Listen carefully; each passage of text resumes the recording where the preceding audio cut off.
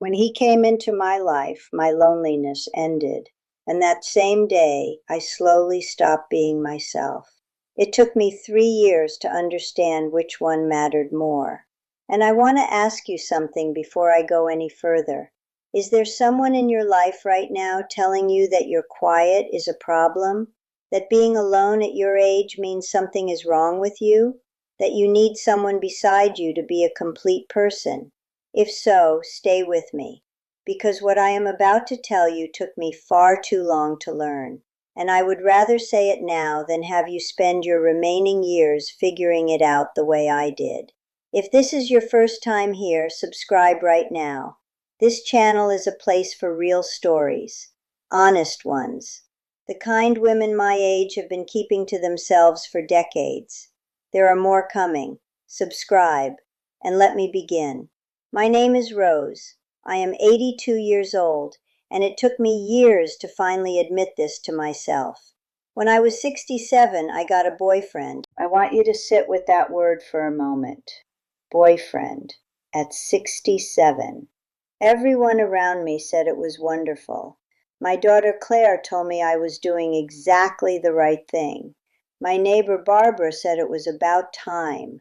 My friends hugged me like I had won something. For a while I believed them. I thought I had fixed what was missing.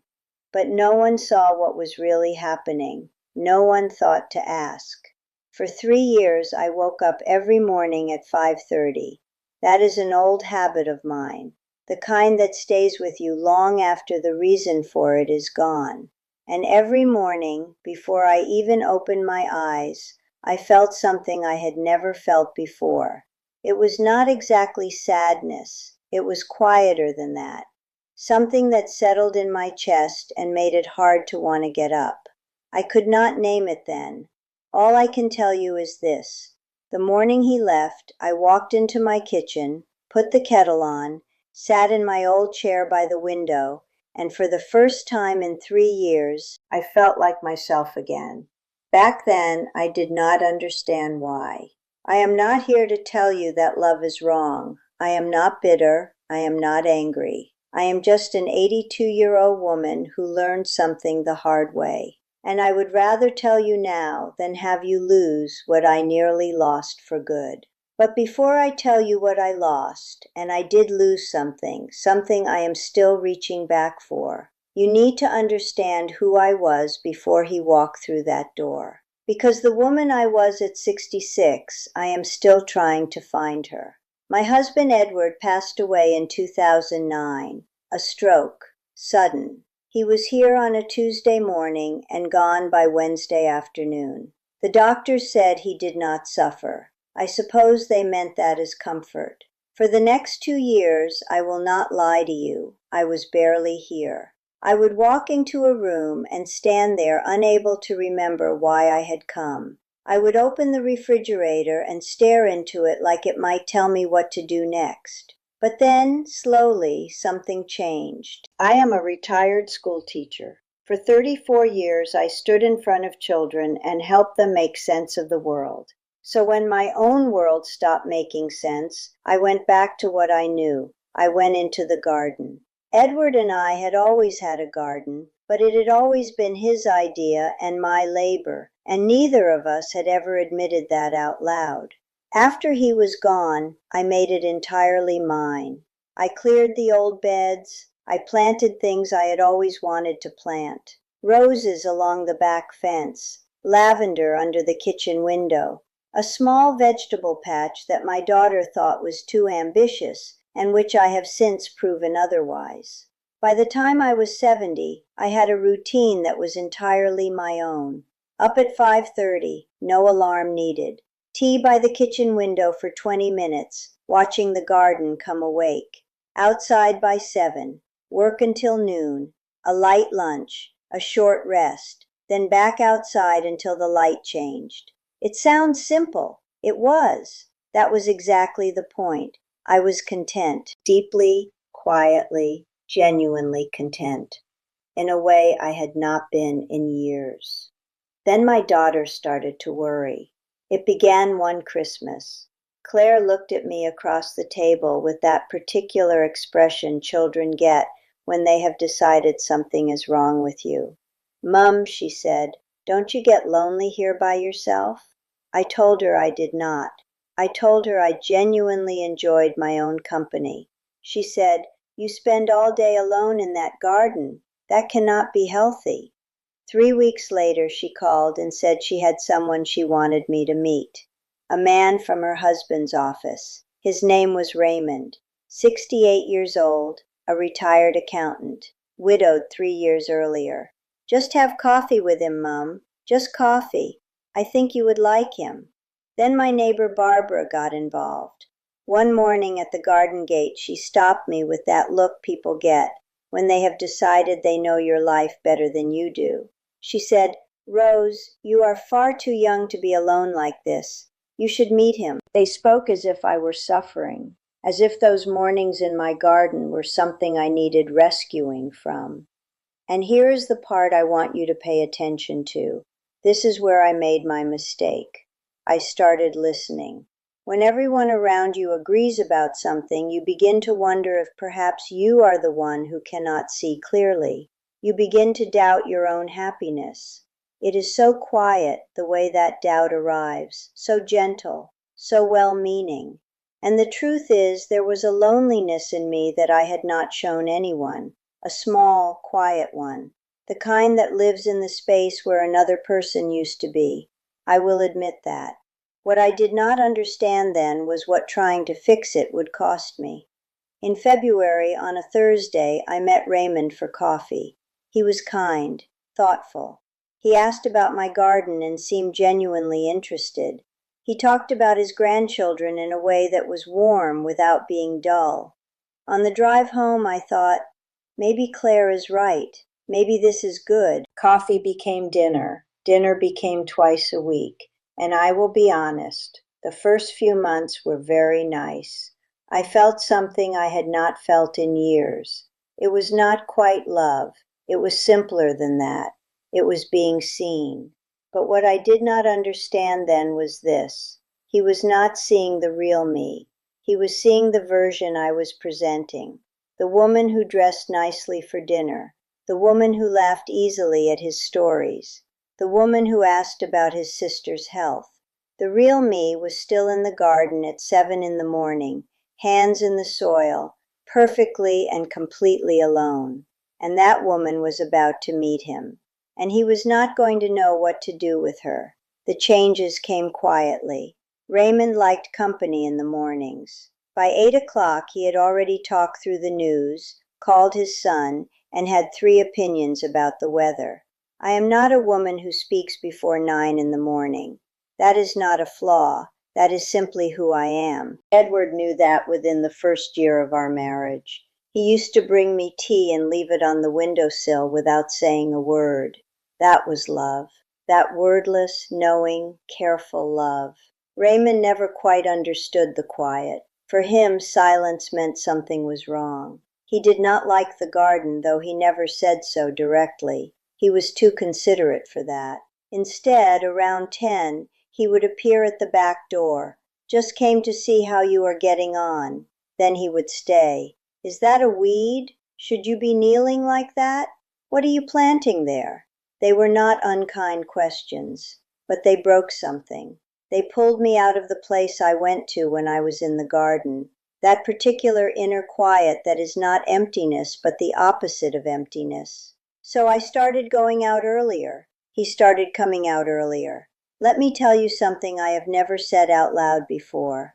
I was not angry at him. That is what made it so hard to carry. He was not a bad man. He was not doing anything wrong. He was simply there. And I had built a life that needed solitude the way a body needs air.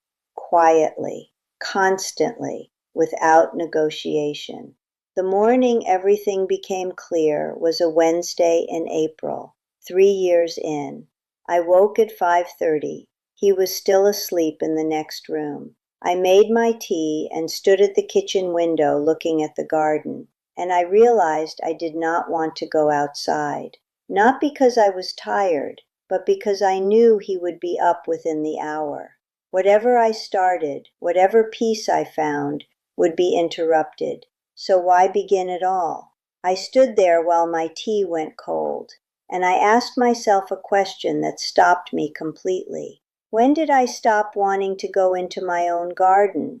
I searched my memory. It had been over a year. I had stopped starting new things, stopped planning for the next season, stopped waking up with that particular quiet excitement of a woman who knows exactly what she is going to do with the morning. I had made myself smaller to fit inside someone else's presence. That is when I understood what I had lost. It was not the garden. It was not the mornings. It was not the silence. It was my belief that my way of living was enough. For 3 years I had been told, gently, kindly, lovingly, that I needed someone, that solitude was not enough, that my contentment was just loneliness wearing a comfortable face, and I had begun to believe it. 2 weeks later I ended the relationship. It hurt. He asked me what he had done wrong. I told him the truth. Nothing. He had done absolutely nothing wrong. The mistake was mine. Claire was disappointed. Barbara thought I had lost my mind. But that first morning after he left, I woke at 5:30. There was no one in the next room, no one coming down the hall. I made my tea. I walked out into the garden in my dressing gown, the way I used to, before I started caring whether anyone would see me. I knelt down beside the rose bed, and I put my hands in the soil. And I stayed there until noon. Not because there was urgent work to do, but because I needed to know I still could, that the garden was still mine, that the morning was still mine, that I was still mine.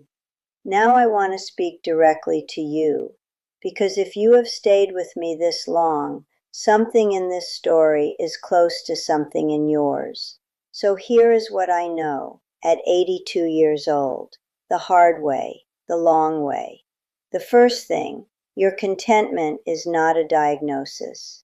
When the people around you look at your quiet life and see a problem, that is their fear speaking, not your truth. Only you know what your mornings feel like from the inside. Only you know whether your solitude is loneliness in disguise or the truest, deepest peace you have ever found. Do not let someone else decide that for you, not even someone who loves you, especially not someone who loves you. The second thing, doubt is not the same as truth. When everyone around you agrees that something is wrong with your life, it begins to feel like evidence. But consensus is not the same as truth. Ask yourself honestly, was I unhappy before they told me I was? If the answer is no, that answer belongs to you. Protect it. The third thing, the person you show at the beginning is not the person who needs a relationship. The real you does. The one who wakes at 5:30. The one who needs the first hour of the day to belong entirely to herself. The one who kneels in a garden in her dressing gown and does not care who sees. If someone cannot love that woman, they are not loving you. They are loving the performance, and you cannot perform forever, and you should not have to. The fourth thing, do not choose company to silence the fear of dying alone. I know that fear. I have felt it in the dark at 3 in the morning more times than I can count. But at 82, I know something I did not know at 67. Dying alone is not the worst thing. Living your final years as a woman you no longer recognize, that is worse. When you are yourself, your mornings belong to you. Your silence belongs to you. Your garden, your kitchen window, your tea going cold while you think. It is enough. Do not let anyone convince you otherwise. Not your daughter, not your neighbor, not someone kind and well-meaning who simply does not understand that your quiet life is not something that needs fixing. It is something that needs protecting. I am 82 years old, and the woman I was at 66, I am still reaching back for her. But I am closer today than I was the morning I finally walked back into my garden. And my garden is blooming, and that is everything. If this story said what you needed to hear, please share it. Send it to a woman whose quiet life is being questioned by the people who love her. Send it to yourself on the days when you start to wonder if they might be right. Leave a comment below. Tell me your story. I read every single one. And if you are not yet subscribed, do it now, because the most important things are the ones we keep almost saying. This is where we finally say them. Take care of yourself, and do not let anyone talk you out of your peace.